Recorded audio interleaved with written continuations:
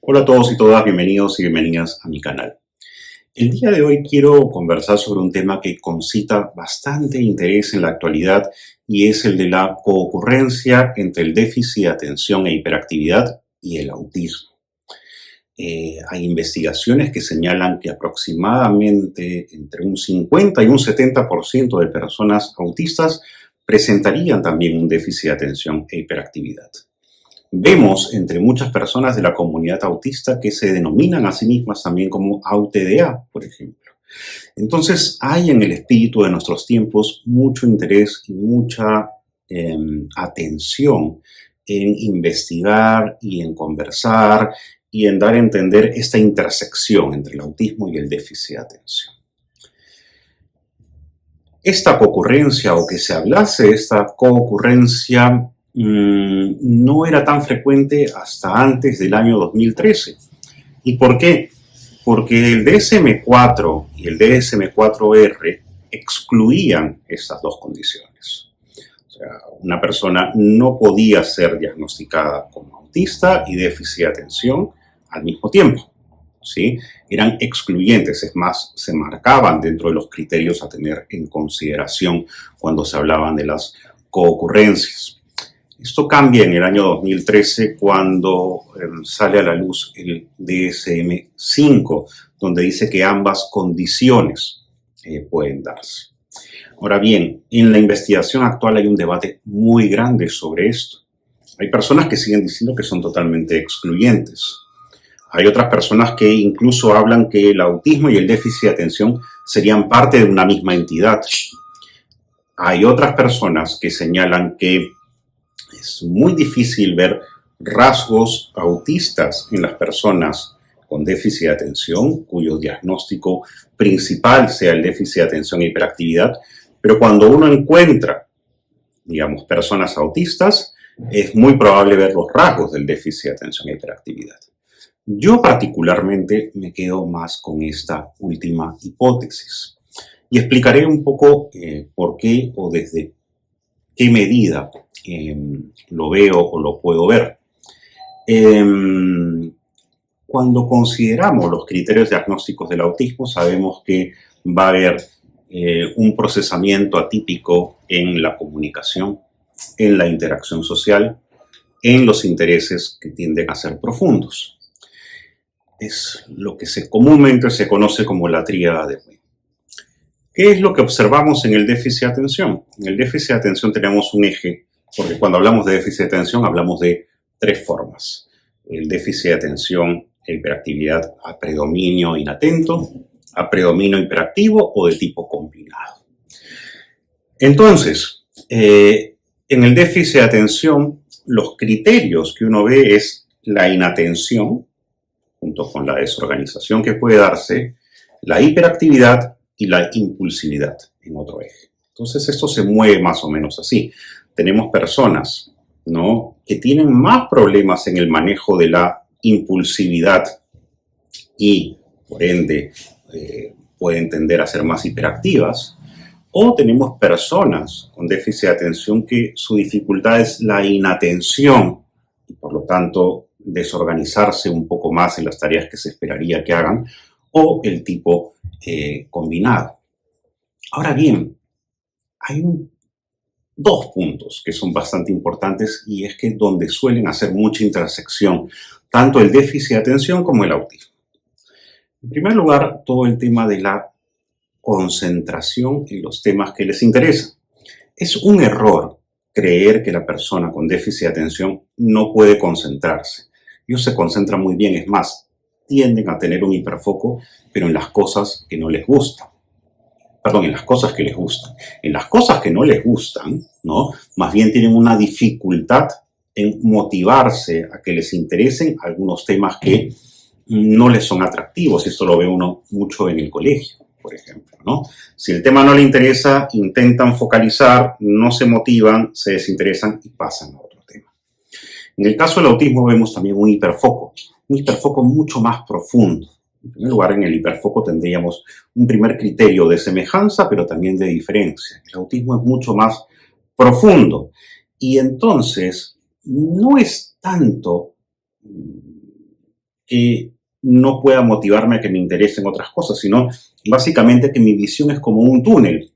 Y al estar muy focalizado en esto, lo que pasa aquí no es que ni siquiera me interesa, a lo mejor ni lo registro.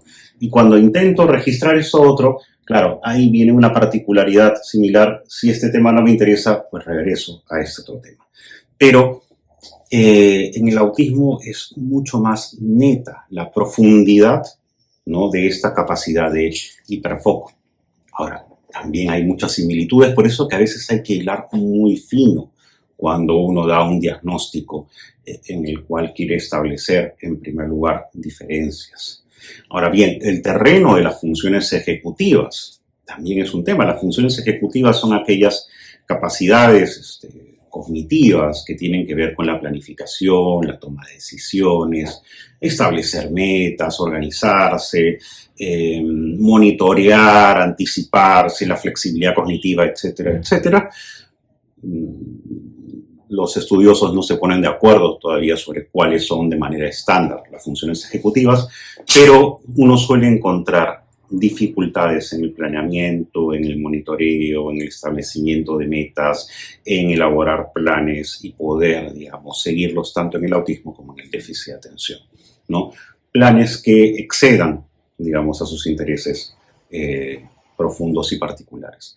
Entonces, esto que uno puede encontrar tanto en el hiperfoco como la dificultad para adscribirse a funciones ejecutivas son una similaridad que muchas veces, claro, genera esta idea de que pueden ser o tratarse de una sola entidad, ¿no?, con ciertas diferencias o que pertenecerían a un espectro similar. Ahora bien, lo que nos dice muchas veces la clínica, o lo que nos dice muchas veces cuando uno observa a una persona que se le ha dado un diagnóstico de déficit de atención e hiperactividad, pensemos por ejemplo en una persona con un predominio más inatento, ¿puede tener problemas de comunicación?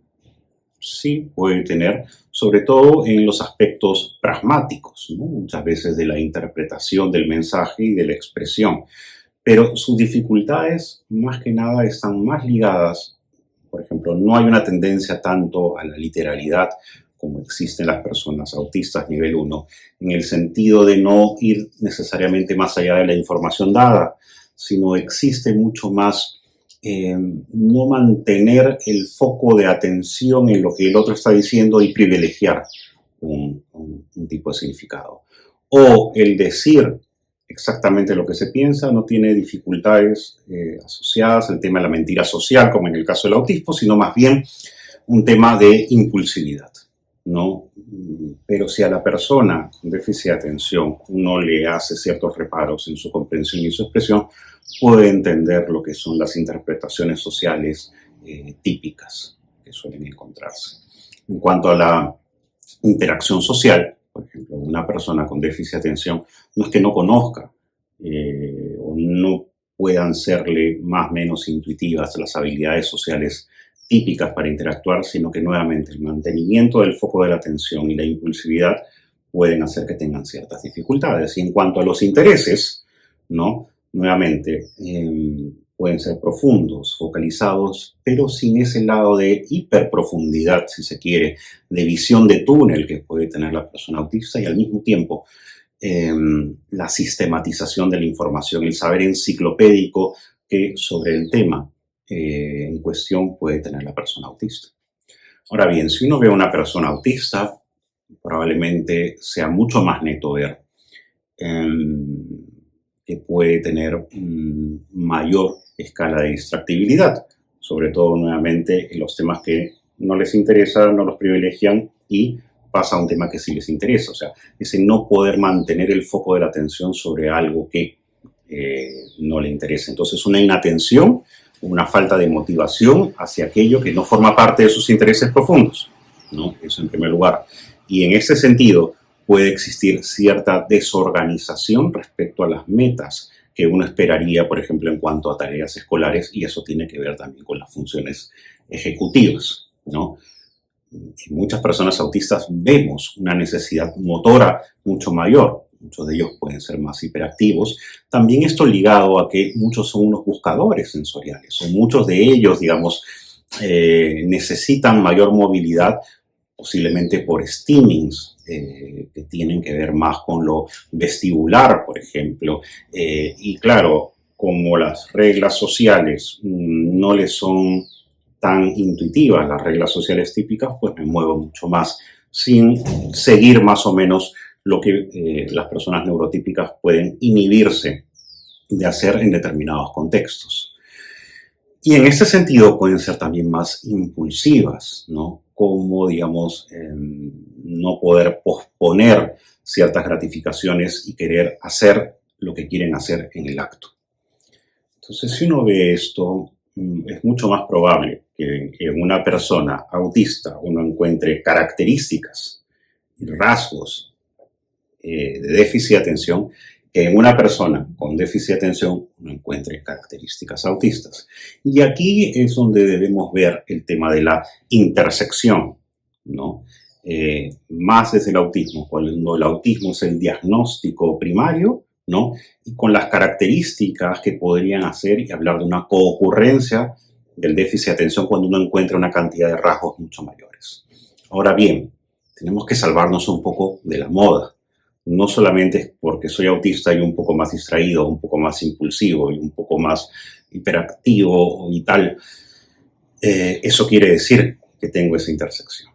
Es importante que cuando se hable de la coocurrencia, esa coocurrencia le sirva a la persona autista para poder explicarse mucho más, para poder tener más herramientas de autocomprensión y también para poder diseñar estrategias en la vida que puedan servirle para poder adecuarse mejor a los entornos, para poder tener un mayor autocuidado, para poder, digamos, planificar su vida de una mejor manera. Entonces, como les digo, eso es un tema de debate. No existe una respuesta a ciencia cierta. Particularmente, según algunas investigaciones, y yo primordialmente pienso que es en el autismo, no en el déficit de atención exclusivamente, donde uno encuentra características del déficit de atención que en muchas personas autistas puede hablarse de la coocurrencia cuando uno encuentra muchos rasgos a nivel de inatención, a nivel de hiperactividad y a nivel de impulsividad. Que dicho sea de paso, como decía Thomas Armstrong, la distractibilidad puede estar asociada más bien a la creatividad, ¿no? La impulsividad a la espontaneidad y la hiperactividad a la vitalidad, ¿no? Es porque en el déficit de atención tenemos un lenguaje muy patologizante. Es más, como se llama, trastorno por déficit de atención e hiperactividad, es un lenguaje muy patologizante, pero de esto hablaremos en otra próxima ocasión. Con esto espero haber podido introducir mejor el tema.